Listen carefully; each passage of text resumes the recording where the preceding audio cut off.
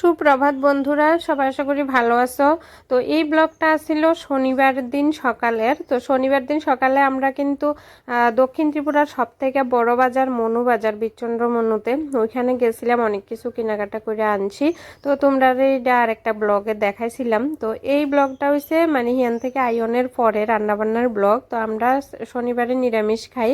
তো হিয়ান থেকে আইয়া স্নান করে পূজা দিয়া তারপরে রান্নাতে ঢুকছি। তো এদিকে মেয়েও স্কুলে যাইব, তো আমি ভাত বইয়ে দিছি। তারপরে পটল, বেগুন আর চাল কুমড়ো এই তিনটা আইটেম নিছি ভাজা গরনের লাগে। তো আজকে সব কিছুই নিরামিষ হইব। তো মনুবাজারের থেকে আমরা শাপলা আনছিলাম।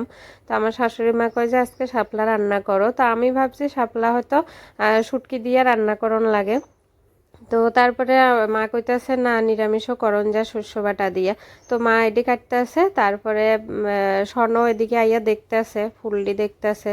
তারপরে মানে অনেক কিছু প্রশ্ন করতেছে ঠাম্মারে যে এডি কি কেমনে হয় বা ভিতরে এডি কি কি কয় এডিরে।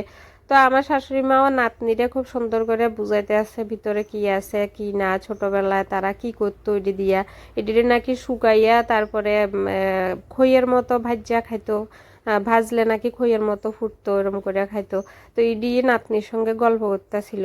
তো যাই হোক, কিছুক্ষণ গল্প টল্প শুনে এবার আমি আইয়া পড়ছি এদিকে রান্নাতে। তো ভাজিটা মোটামুটি হয়ে আইছে, আর এদিকে আমার শাশুড়ি মা কলার মোচা কাটতে দিছে। তারপরে এইদিকে দেখো শাপলার ডাটা দিয়েও কাটতে রেডি। এবার আমি রান্নাটা আস্তে ধীরে করা শুরু করি। তো এই দেখো ভাজি রান্না কমপ্লিট, আর এদিকে কলার মোচাটাও রান্না করা হয়ে গেছে। তো এটি দিয়ে সকালের খাওয়া দাওয়া করুম সবাই। তো এদিকে সোনাও রেডি হয়ে গেছে স্কুলে যাওয়ার লাগে। আজকে শনিবার, এর লেগে সাদা ড্রেস পরছে।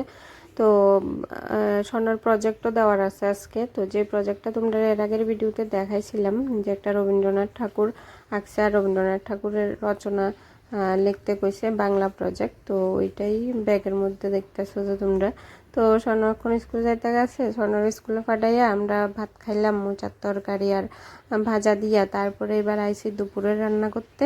তো শাপলার ডাটাডি, তো এটা একটু শেয়ার করি তোমাদের সঙ্গে। তো প্রথমে তেলের মধ্যে পাঁচফোড়ন আর তেজপাতা দিয়া সম্বাদ দিয়া তারপরে আলু কটা ভাজা নিছি। তারপরে শাপলার ডাটাডি দিয়া আবার লবণ মরিচ হলুদ সব দিয়া ভাজা। তারপরে শস্য বাটা মানে কালো শস্য সাদা শস্য দুটোই দিছি, হিন্দি দিয়া বাটাটা দিয়া তারপরে নাড়াচাড়া করে মানে বেশিক্ষণ সময় লাগছে না, খুব তাড়াতাড়ি কিন্তু রান্না হয়ে গেছে। দেখো রান্নাটা দেখতে এমন হয়েছে। আর এইদিকে আজকে যেহেতু নিরামিষের দিন পনির রান্না করতেই হয়, এটা আমার মেয়ের বায়না। তো এর লেগে এখন পনির রান্না করতেছি, আলু ভাজা লাইছি, তারপরে পনিরটিও ভাজা লাইছি। তারপরে মশলা দিয়ে কষাইয়া ভালো করে আলু পনির দিয়া জল দিয়া তারপরে লাস্টে একটু গরম মশলা দিয়া তো 2 মিনিট ফুটাইয়া তারপরে নামাইছি। তো আমার রান্না কমপ্লিট। আর এদিকে কিন্তু আমি রান্না করতে করতে আমার অবস্থা খারাপ, একদম ব্যাটারি ডাউন হয়ে গেছে। তো তোমরা ভিডিওটা কেমন লাগছে জানাইও। আজকে লাগে টাটা, দেখা হবে আবার নেক্সট ভিডিওতে।